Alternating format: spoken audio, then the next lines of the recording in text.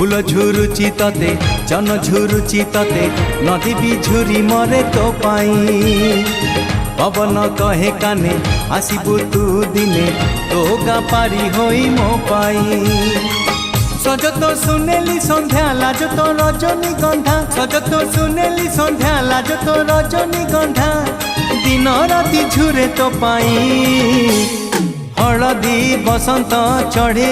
तू आल हलदी मुही सोरिसो फुलिया छिटो साड़ी लो तते भारी मानई।